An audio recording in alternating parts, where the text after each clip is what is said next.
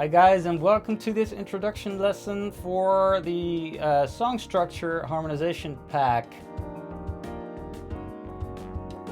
What we're going to do in this pack is deconstruct and learn how a song is built, because if you know the building blocks of music, then it's just way easier to recomposition it as well, right? So as we've taken down these note sequences and chunk them as being chords, we can also take down a song and divide it into what we call the chorus, the verse, the bridge, and then maybe we have some stuff called a riff or a hook, which are all segments of a song. And if you know how these things work, if you can recognize them, then it's just a matter of learning part A, learning part B, learning part C. If there's D, E, or F, which is not common, so to speak, then learn these things as well, and then just putting them together. And often part A is the same throughout the entire song.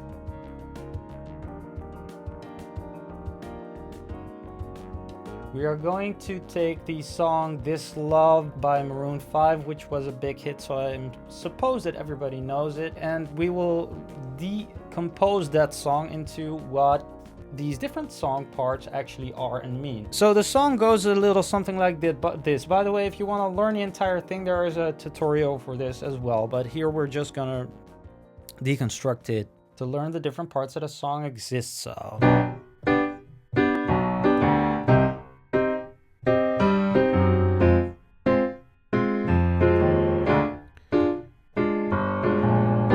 Now that is a recognizable part. It's a piano riff, and it's also the intro of the tune. But what is very convenient about this is that the same part, actually the same chords, I wanted to say the same chords, but it's the exact same part, also underpins the verse, as we call it. So this is the part that the song starts with. It's called the intro, but at the same time, it's a very recognizable piece of music, especially this, that's also sung later on in the song, if you know. If you don't know this song, by the way, I highly recommend just listening to it once so that you'll have a feel of, the things that I'm trying to explain over here. So apart from it being the intro, we can also call it a hook, and we can also call it a riff. So a hook basically is a part of a tune that is recognizable, that can be a short phrase of melody that is sung that, once you hear that, you'll instantly hear that that's that tune. It can also be an instrumental part, like it's in the start, although later on it's doubled as a vocal hook, making it extra strong as being a hook. And at the same part, it's also a riff. A riff is basically just a piece of music played by an instrument that's repetitive and recognizable. So a riff and a hook can be the same thing, but doesn't necessarily have to be the same thing. Now, apart from that, we can also call this part A. And what we mean by these A, B, and C indications of the music is that this part A exists out of the chords G over B, C minor, F minor, D diminished. Now there is a riff going on throughout these chords. Right? The riff just follows that chord progression.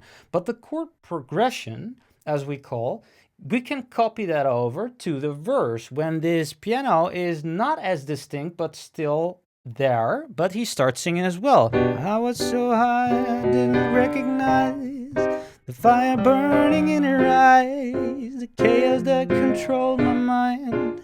Right? That is what we call the verse, but we can also call this A2 or A still, because the instrumental part keeps playing the exact same thing.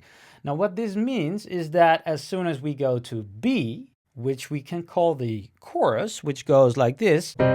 This love has taken its toll, she said goodbye. right?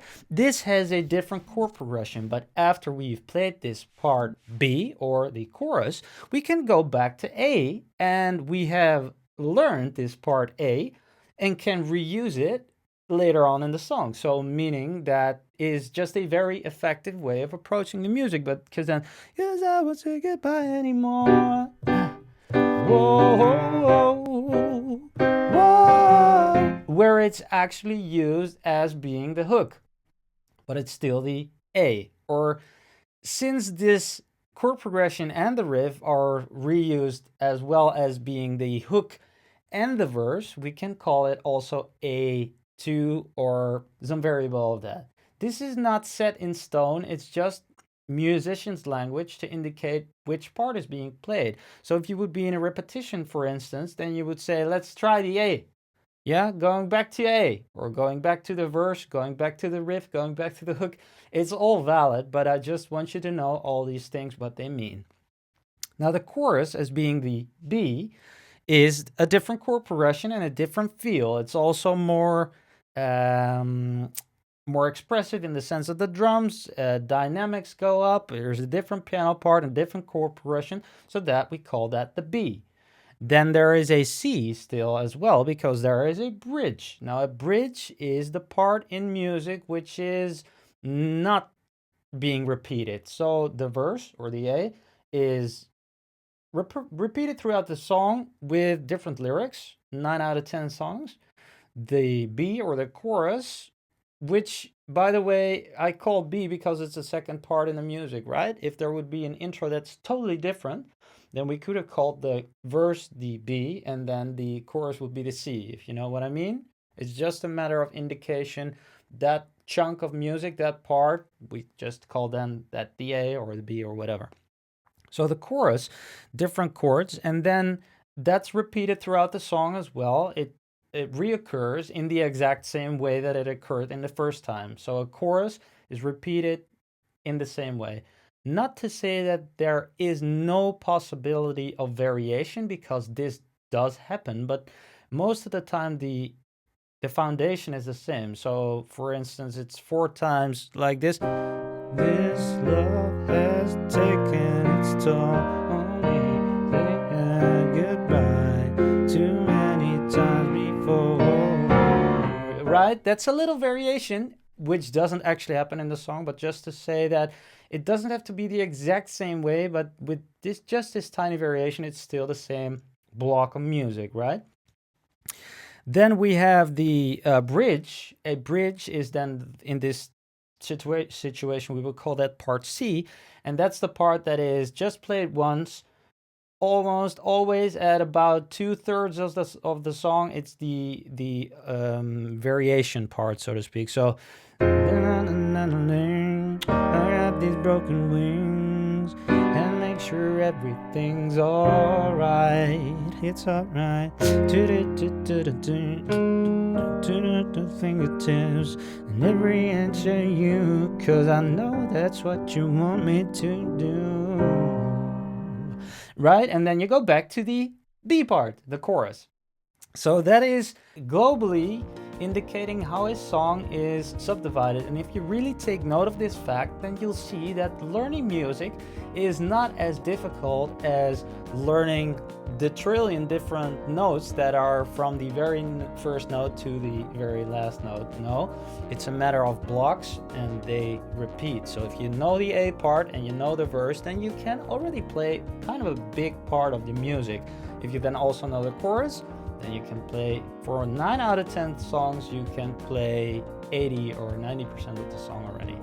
So that's a global overview, and in the next lessons, we'll dive a little deeper in each of these different parts.